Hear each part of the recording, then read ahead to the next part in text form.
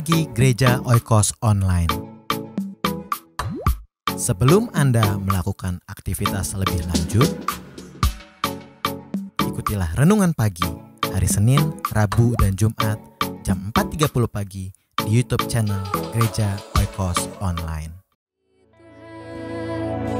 Bapak Ibu Saudara, seperti apapun kondisi kita hari-hari ini, mari kita mau belajar untuk tetap berharap sama Tuhan. Tuhan, ajar kami untuk selalu mengandalkan Engkau, Tuhan. Bukan mengandalkan kekuatan kami, bukan karena kehebatan kami, bukan mengandalkan manusia, tapi benar-benar hanya Engkau yang kami andalkan, Tuhan. Terima kasih, Tuhan. Untuk itu kami mau mengakui, untuk itu kami mau bernyanyi, Tuhan, dan berkata, Tuhan, hanya Engkau yang kami perlukan. Kemanakah kami harus pergi, kemanakah kami harus berlari? Hanya kepadamu, Tuhan. Hanya Kau. Oh, kami perlu Kau, Tuhan. Mari Bapak Ibu kita katakan, kami perlukan keajaiban-Mu, kami butuhkan sentuhan tangan-Mu. Amin, Tuhan. Kami tak dapat Jalan sendiri, kami perlu Kau, Tuhan. Sekali lagi Bapak Ibu Saudara katakan, kami perlukan keajaiban-Mu, Tuhan. Kami butuhkan tangan-Mu yang kuat untuk menggendong kami, Tuhan. Oh, kami tak dapat jalan sendiri, kami perlu Kau, Tuhan. Lebih sungguh lagi dari awal kita mau sama-sama katakan, kemanakah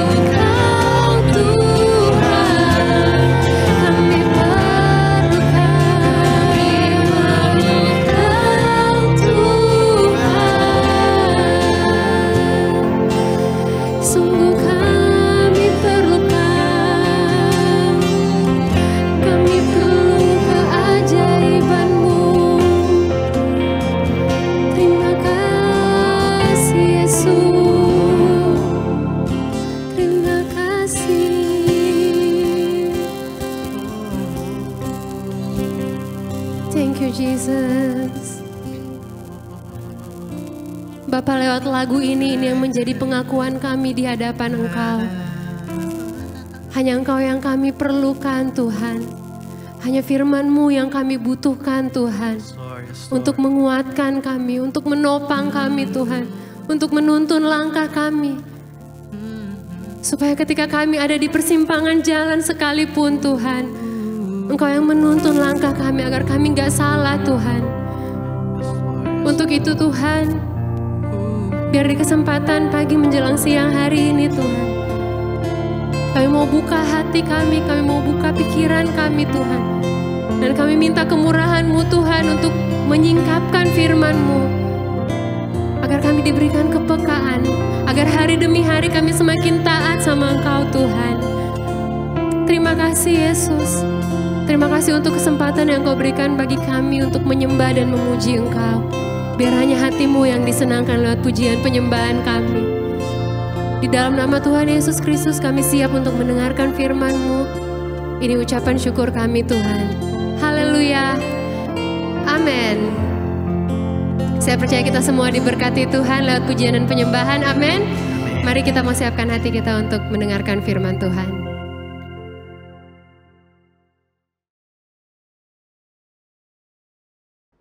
Shalom, selamat pagi, selamat bertemu kembali dalam kasih Tuhan Yesus Kristus. Bagaimana kabarnya saudara-saudara sekalian?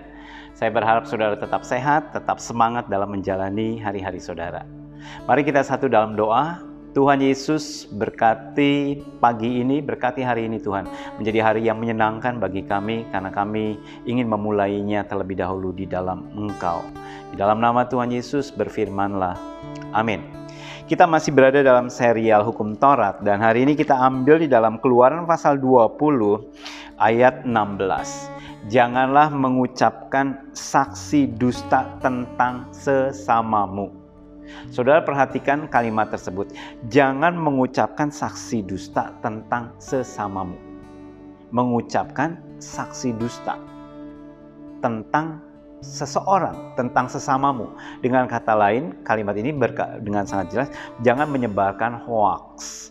Jangan mengucapkan sesuatu gosip, jangan menceritakan tentang keburukan orang lain atau gosip atau sesuatu yang tidak benar tentang sesamamu.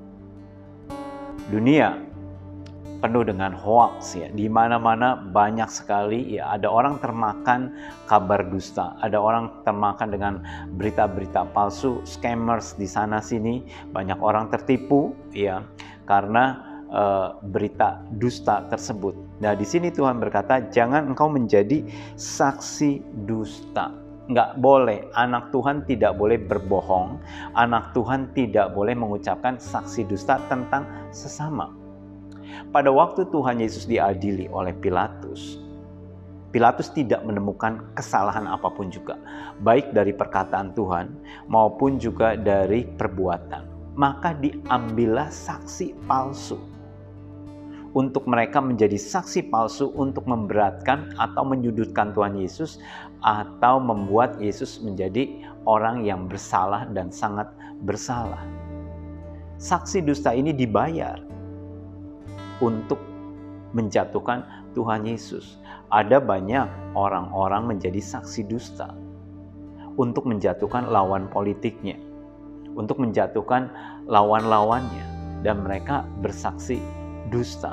Dan di sini Tuhan berkata, jangan engkau menjadi saksi dusta tentang sesamamu. Jangan engkau berdusta, jangan engkau berbohong. Kenapa seseorang berbohong? Ada orang mengatakan ini kan bohong yang tidak merugikan orang lain, bohong putih. Seperti Rahab, dia berbohong. Kemana mata-mata Israel yang tadinya datang ke rumah kamu? Oh enggak ada, orangnya sudah pergi. Bukankah berbohong demi kebaikan itu it's okay, white lies? Enggak apa-apa kan demi menyelamatkan orang. Saudara ingat bahwa Rahab tersebut, dia bukan orang Yahudi, sehingga dia terbiasa dengan kalimat-kalimat dusta. Kita anak-anak Tuhan, kita harus menjadi saksi yang benar. Bagaimana kalau kita diperhadapkan seperti itu? kalau kita mengaku dengan jujur, maka orang tersebut binasa. Kalau saudara ada pertanyaan yes or no, jawabannya sebenarnya masih ada di tengah-tengah jawabannya. Pada waktu Tuhan Yesus diberikan satu pertanyaan yang sulit. Perlu nggak untuk membayar pajak kepada kaisar? Jawabannya adalah perlu dan tidak perlu. Hanya dua jawaban. Kalau Tuhan Yesus bilang perlu, maka dia dianggap Yesus ini pro terhadap penjajah. Dia bisa saja kehilangan pengikutnya. Kalau Yesus berkata tidak perlu, maka penjajah atau tentara Roma bisa menangkap dia karena dianggap dia menyerang kekaisaran Roma atau menghina kaisar dengan tidak membayar pajak. Jadi maju kena, mundur kena, keadaan serba salah. Tetapi Yesus tidak menjawab perlu, dia tidak menjawab tidak perlu. Hanya dia mengambil koin dan dia berkata, dia minta koin dan terus kemudian perlihatkan kepada aku koin, ini gambar siapa? Gambar kaisar. Yesus sudah bayarlah kepada kaisar yang kaisar punya. Dan kemudian Tuhan berkata, bayarlah juga kepada Allah yang Allah punya. Selesai kalimat tersebut. Beberapa kali Yesus dijebak untuk Yesus bisa memilih perkataan tersebut. Bolehkah orang berbuat baik pada hari Sabat? Bolehkah orang menolong pada hari Sabat? Jawabannya iya dan tidak. Kalau Yesus jawab iya, dia dianggap melanggar hukum Taurat. Kalau jawabannya tidak, dia melanggar hukum kasih. Maka Yesus menjelaskan, kalau kamu punya keledai masuk terperosok ke dalam lubang dan jatuhnya pada hari Sabat, apakah kamu akan mengeluarkannya atau kamu nunggu next day, hari berikutnya, dan si keledainya mati? Jawabannya adalah mereka langsung menolongnya tersebut. Itu ternak, itu keledai, itu binatang. Ini adalah anak Tuhan, keturunan Abraham. Masa dia tidak ditolong? Dia diikat oleh setan sekian lama karena kerasukan setan. Masa aku tidak membebaskan dia? Meskipun itu adalah hari Sabat. Dan sehingga kita lihat bahwa Yesus penuh dengan hikmat. Jadi kalau saudara diperhadapkan dalam satu situasi yang sangat sulit, yang hanya jawabannya adalah ya dan tidak, saudara minta hikmat dari Tuhan. Ada satu kisah di Jerman pada waktu tentara Hitler sedang mencari atau menangkapi orang-orang Yahudi. Ada satu keluarga orang Yahudi, dia bersembunyi dan terus kemudian ditampung oleh satu keluarga Jerman, disembunyikan di ruang bawah tanah. Dan terus kemudian si pasukan Hitler ini mereka mencari siapa memasuki rumah siapa saja, termasuk rumah yang orang menyembunyikan orang Yahudi ini. Dan keluarga ini adalah keluarga yang saleh, keluarga Kristen. Dan mereka berkata, Tuhan, apa yang harus aku lakukan? Kalau mereka menanyakan, di mana orang Yahudi kamu sembunyikan? Atau ada nggak orang Yahudi yang masuk ke dalam rumah kamu? Kalau pertanyaan seperti itu, apa yang harus aku lakukan? Beri aku hikmat Tuhan, tanpa perlu aku berdusta. Lantas kemudian benar ternyata pasukan Jerman itu datang dan menanyakan, adakah orang Yahudi di tempat ini yang kamu sembunyikan? Jawabannya ada dan tidak. Kalau dia tidak, dia harus berbohong.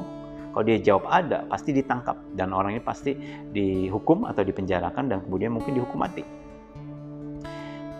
Dan Tuhan berikan hikmat pada hari itu. Dia berkata, silakan kamu cari. Kamu search saja, kamu cari saja. Apa ada orang Yahudi di rumah kamu? Dan mereka cari, mereka tidak menemukan sama sekali. Dan mereka keluar. Orang Yahudi itu selamat dan keluarga ini juga tidak perlu berdusta. Tuhan memberikan pertolongan. Kalau kita sungguh-sungguh datang pada Tuhan, Tuhan akan memberikan jalan keluar. Dan di sini firman Tuhan berkata, jangan kamu berdusta. Tuhan Yesus sebagai penggenap daripada firman Tuhan atau kitab Taurat atau hukum Taurat, dia menjelaskan di dalam Matius 5 ayat 34. Tetapi aku berkata kepadamu, janganlah sekali-kali bersumpah, baik demi langit, karena langit adalah tata Allah, maupun demi bumi, karena bumi adalah tumpuan kakinya, ataupun demi Yerusalem, karena Yerusalem adalah kota raja besar. Janganlah juga engkau bersumpah demi kepalamu, karena engkau tidak berkuasa memutihkan atau menghitamkan sehelai rambut pun. Jika ya, hendaklah kamu katakan ya. Jika tidak, hendaklah kamu katakan tidak. Apa yang lebih daripada itu berasal dari si jahat. Tuhan Yesus berkata, kalau iya, katakan iya. Kalau tidak, ya katakan tidak. Jangan bersumpah. Kenapa orang bersumpah? Orang bersumpah untuk meyakinkan perkataannya. Dan Tuhan Yesus tidak ingin kita sebagai pengikutnya harus bersumpah. Kamu nggak perlu bersumpah, kami percaya akan perkataan kamu. Tanpa perlu dipaksa bersumpah pun, orang bisa mengenali orang ini tidak pernah berdusta. Oh, dia orang Kristen, oh dia anak Tuhan, dia tidak pernah berdusta. Saya percaya setiap perkataannya. Karena itu, hendaklah ya di atas ya, tidak di atas tidak. Tidak mudah untuk hidup di zaman sekarang, untuk kita berkata jujur, untuk kita berkata ya di atas ya atau tidak di atas tidak. Kadang-kadang demi kesopanan, kita bisa saja tidak menjawab yang sebenarnya. Sudah makan belum? Yuk makan. Oh enggak, saya masih kenyang. Atau, oh saya sudah makan tadi. Padahal saudara belum makan, ya. Padahal saudara lagi lapar. Mungkin demi kesopanan, ya udahlah aku bilang aku udah makan. Sebenarnya kan nggak perlu saudara bilang seperti itu. Oh tidak, terima kasih. Saya belum makan, tapi saya rencana mau makan di rumah atau mau makan nanti saja. Kalau saudara tidak menerima tawarannya.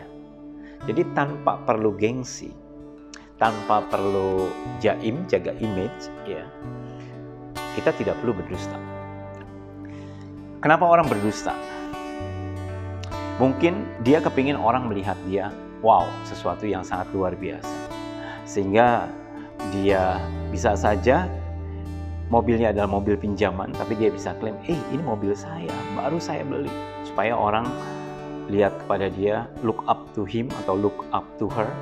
Bisa saja seperti itu. Tapi untuk apa? Tuhan berkata, kalau iya, katakanlah iya. Biarlah saudara dikenali karena kejujuran saudara, bukan karena kebohongan saudara. Oh, kenapa nggak ke gereja hari Minggu? Kok saya nggak lihat? Oh, saya lagi ada keperluan. Oh, saya lagi sakit. Padahal nggak perlu bilang atau mengucapkan kalimat yang berbohong. Katakan saja dengan jujur. Toh saudara nggak akan dihakimi. Toh kalau kita berkata dengan jujur, orang akan lebih respect. Dan saudara akan dikenali karena kejujuran saudara. Karena itu firman Tuhan berkata, jika ya, katakanlah iya. Jika tidak, katakanlah tidak. Biarlah kita dikenal karena perkataan kita. Biarlah saudara dikenal karena kejujuran saudara. Amin. Tuhan Yesus memberkati saudara sekalian. Mari kita satu dalam doa. Tuhan Yesus, ajari kami untuk kami berkata jujur. Ajari kami Tuhan untuk menjadi pribadi yang tidak munafik atau yang berpura-pura di hadapan orang lain. Ajari kami Tuhan untuk kami dapat berkata dengan benar tentang diri kami Tuhan. Dan berikan keberanian kami Tuhan untuk kami hidup jujur di hadapan manusia dan di hadapan Allah.